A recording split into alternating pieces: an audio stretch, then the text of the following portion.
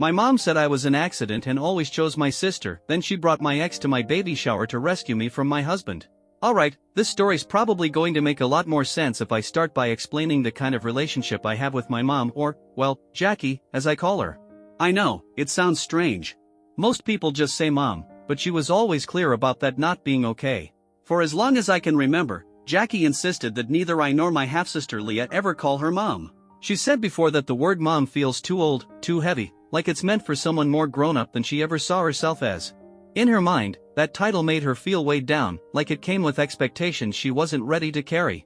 So we just called her Jackie. It made us feel less like her kids and more like neighbors or casual friends. Jackie was still in high school when she got pregnant with me. The pregnancy definitely wasn't something she or my biological dad, Avery, had planned. She's always referred to it as an accident, and whether she realizes it or not, that word has sat with me in a way that's been hard to shake. Jackie and my dad were high school sweethearts, young, wild, and not exactly thinking about the long term. They were caught up in the moment, and when Jackie found out she was pregnant, everything shifted. My dad didn't want to be part of a couple anymore. He told her he'd support me financially and be present in my life, but that was the extent of it. He had no intention of staying in a relationship with her. That decision hit Jackie hard, even if she didn't always admit it.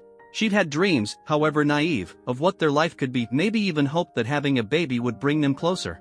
But my dad didn't see it that way. When reality set in, it crushed her. After I was born, things between them only got worse. The tension never really let up. Jackie held on to her bitterness, and it showed every single time he came around. My dad would swing by to pick me up or just to visit, and instead of keeping it civil, Jackie would pick fights, sometimes over nothing at all. She seemed to look for reasons to argue. It could be over the tiniest things, or sometimes bigger ones, usually tied to the fact that he didn't want to be with her. At that age, I didn't understand what was going on. I just accepted whatever she told me about him. Jackie would say things like, "He doesn't love you enough to marry me," or, "Fathers are supposed to take care of their families, and your dad's just a deadbeat." I couldn't really process what she meant back then, but as I got older, I started to see things more clearly. Eventually, I realized that my dad wasn't this villain Jackie made him out to be. Actually, he was the opposite. He was steady, dependable. He showed up every weekend, right on time, and he always seemed excited to see me. He never missed a child support payment, and when we were together, I could feel that he really cared. Even though his relationship with Jackie had fallen apart, he still showed up for me. The older I got, the more I appreciated that. No, he wasn't perfect, but he sure wasn't the worthless man Jackie tried to paint him as. He did his part as a dad, and to me, that meant the world. When I was 6, Jackie met Mike, the man she'd eventually marry and now calls the love of her life. Watching her with him was almost surreal. It was like seeing a whole different version of her. Mike was calm, easygoing, and from day one, he welcomed me without a second thought. He treated me like I was his own daughter, which really meant a lot, especially given how rocky things had always been with Jackie.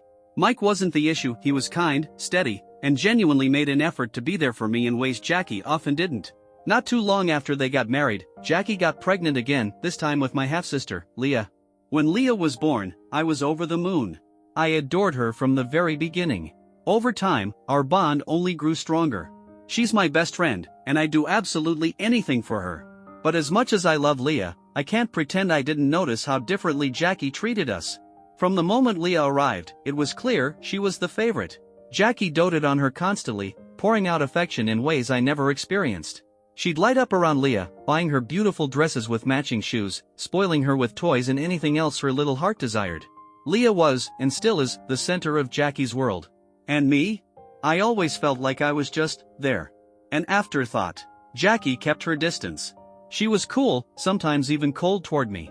When we did spend time together, there was this invisible tension, like my presence was somehow irritating to her. Of course, that made me jealous. How could it not? Watching Leah get all the love I longed for, it hurt. I tried to earn Jackie's affection. I really did. But anytime I asked for something, even something small like a dress or a toy, I was brushed off. Sometimes she'd just hand me hand-me-downs from my cousin and tell me I didn't need new things anyway, that spending money on me wasn't necessary. That kind of favoritism stings in a way that's hard to explain. It wasn't just about clothes or toys, it was the emotional distance. Jackie saved all her warmth and softness for Leah. And even though I loved my sister with every piece of me, it still hurts to admit that Jackie always treated her like she was her only child. Every year, Leah's birthday was this huge celebration. Jackie went all out, decorations everywhere, tons of presents, and a house full of excited family and friends. There were always balloons, cake, and a whole production for Leah's birthdays. You could tell Jackie poured every bit of her energy into making those days magical. It was the kind of celebration every kid dreams about, like something out of a movie. Now, compare that to my birthdays, and it was night and day. I never once got to have a real party, not even as a little kid. Friends were never invited over. Most years, all I got was a pizza, literally just a pizza delivery and nothing else. No candles, no decorations, not even a card. The day would come and go with barely a nod in my direction. It always stung, seeing just how differently Jackie treated our birthdays. It was another one of those painful reminders that, in her eyes, I just didn't matter as much. Like I wasn't worth the same love or effort. As I got older, I started speaking up, pointing out how unfair it all felt. But instead of trying to explain or make things right, Jackie would snap. She'd say stuff like, "Go cry to your dad," like all of this was somehow his fault. She'd throw out lines like, "This is because of him," pushing the blame onto my father as if that explained the way she chose to treat me. It was just her way of dodging responsibility.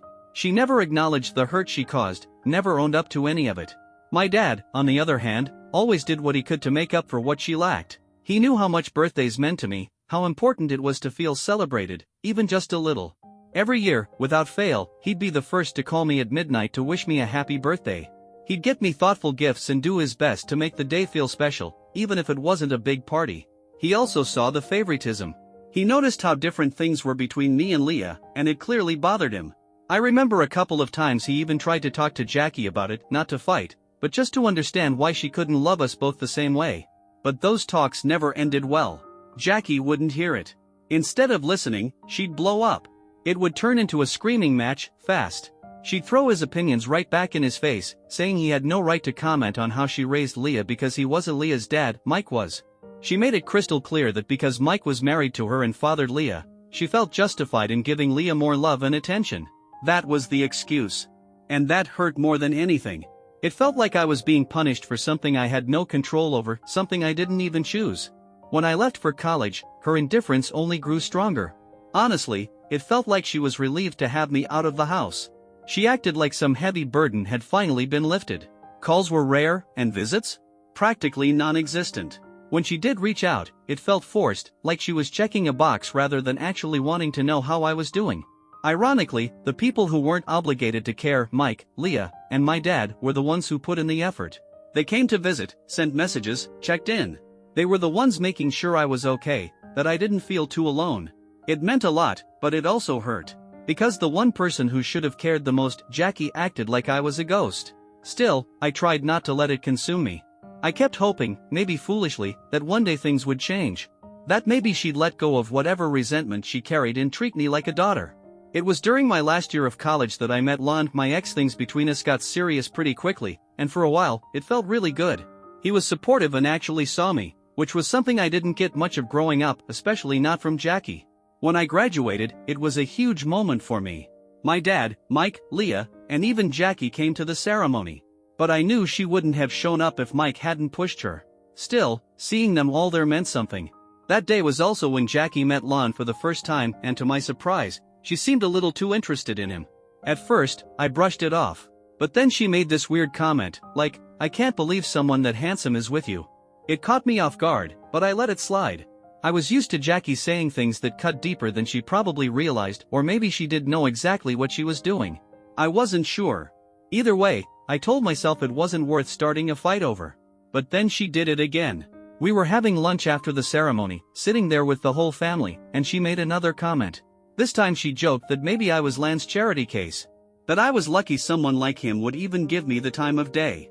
This time, it wasn't just hurtful, it was downright humiliating. And the worst part? She said it in front of Lon.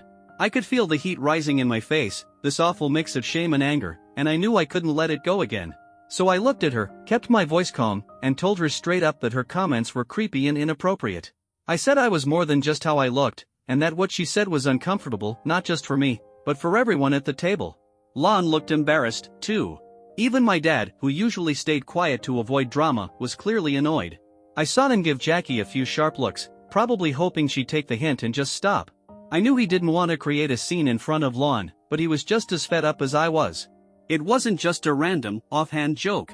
It was yet another example of how Jackie always found ways to cut me down even on one of the biggest, most important days of my life.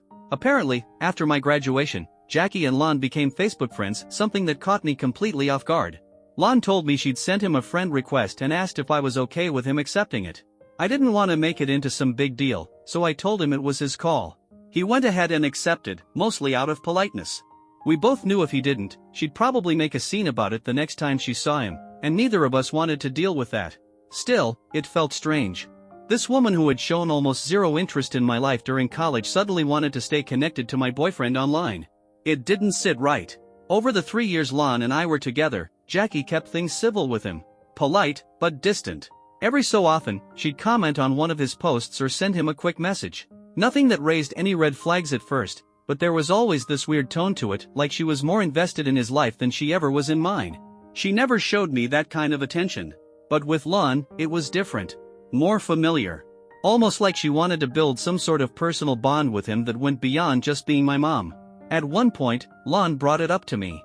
He told me he genuinely felt like Jackie was jealous of me, my life, even our relationship. At first, I laughed it off. The idea that my own mother would feel jealous of me? It seemed far-fetched.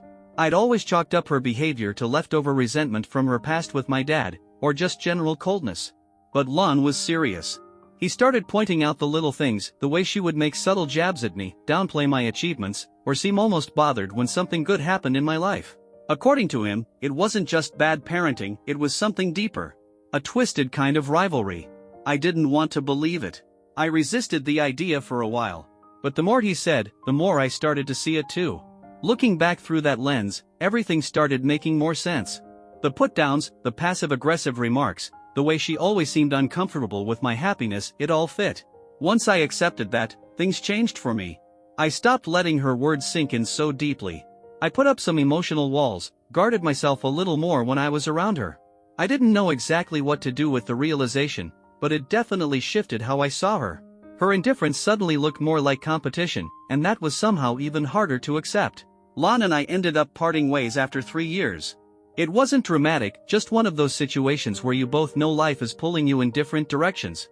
We promised to stay in touch, but like most people, we eventually lost contact. Life got busy, and that chapter just sort of closed on its own. Then, 2 years ago, I met Phil. And everything changed. Phil was, and still is, everything I ever hoped for in a partner. He's thoughtful, gentle, and has this way of making me feel truly seen and valued, something I hadn't experienced before, at least not consistently. From the start, things felt right. We talked openly about our goals, our future, and for the first time, I could picture a life that felt safe and full of love. A real future, marriage, a family, the whole thing. And then, earlier this year, we found out I was pregnant. It wasn't exactly planned, but it wasn't unwelcome either. Phil and I had always dreamed of starting a family together, and even if the timing wasn't what we expected, the joy we felt was real. We were thrilled. The first thing we decided was to get married. Nothing extravagant, just a small, intimate ceremony with close friends and family. Leah was my bridesmaid, of course. Having her beside me on that day meant the world. Jackie showed up to the wedding, but even then, I could tell something was off. She seemed irritated. Like the whole event rubbed her the wrong way, though I couldn't quite figure out why. Later, when we got a quiet moment alone, she finally let it all out. She told me straight up that she didn't approve of Phil. That she never wanted me to end up with someone like him. And then, out of nowhere, she said she had always hoped I'd get back together with Lon. I couldn't help it, I laughed. The idea was ridiculous. Completely out of touch with my life now. Part of me wondered if she'd had one too many drinks, saying things without thinking. But even so, it bothered me. Here I was, newly married, happier than I'd ever been, and Jackie couldn't bring herself to just be happy for me. Instead, she found a way to turn even my wedding into a criticism. I tried to brush it off like I've learned to over the years, but it still hurt. That even on one of the best days of my life, she made me feel like I was falling short of her standards. Thankfully, this time, I had something bigger to focus on. I had Phil. I had our baby on the way. And I had a new life that brought me real joy. So I chose to hold on to that instead of her negativity. After the wedding, Phil and I waited a little before sharing the pregnancy news. We wanted to announce it on our own terms, without it being tied to the wedding or giving people room to question anything. When we finally told everyone, my dad, Mike, and Leah were over the moon. Their excitement was so genuine, and their love made that moment even more meaningful. But Jackie, of course, had to throw in her usual sourness. Like clockwork, she found a way to dampen what should have been nothing but a joyful moment. After we shared the pregnancy news, Jackie wasted no time dampening the moment. Instead of celebrating with us, she hit me with a bunch of backhanded comments, asking if I was really sure about having a baby. She said I might regret rushing into motherhood before spending a few years enjoying married life with Phil. Her words caught me off guard. It felt like she was projecting her own regrets and unresolved baggage onto me, and I just couldn't believe that even during such a joyful moment, she still couldn't offer her support without making me question my choices. But this time, I didn't let it slide. I was going to be a mother, and the thought of her trying to minimize the joy or worse, poison that experience for my child, lit a fire in me. I looked her in the eye and told her calmly, but firmly, that I wasn't her. I said I had no regrets about building a life and a family with the man I love. I told her it didn't matter whether the timing was traditional or not. I was confident in this decision. For so long, I'd let her pick apart my choices, let her make me feel like I wasn't enough. But not anymore. Not when it came to my family. I was done letting her control the narrative. And that's when Jackie let her true feelings spill out. She told me, plain as day, that she couldn't believe the daughter she had always treated as second best was the one giving the family its first grandchild. She said she always expected Leah to be the one to win. Then, as if that wasn't hurtful enough, she followed it up with a rant about how she wasn't ready to be a grandmother, how I was ruining her image by having a baby so soon after getting married. It was like being slapped in the face. She wasn't concerned about my well-being. She didn't care how I felt or what becoming a mother meant to me. She was worried about how she looked to her friends. That level of selfishness, even for Jackie, was jaw-dropping. That was my breaking point. I told her flat out that if her reputation mattered more than supporting me, then she wouldn't be a part of my child's life. I said I was cutting her off, and I meant it. I told her she was no longer welcome in my life if she couldn't respect my boundaries and support me as a mother. The conversation spiraled into a full-blown argument, emotions boiling over. Eventually, I asked her to leave. After that, the guilt trip started. Jackie sent message after message, trying to get me to apologize. She claimed I overreacted, blamed it on my pregnancy hormones, and said that as my mother, she had every right to voice her concerns. But to me, it wasn't concern, it was control, manipulation, and jealousy dressed up as honesty. Update 1: a week later, Jackie had no choice but to back off.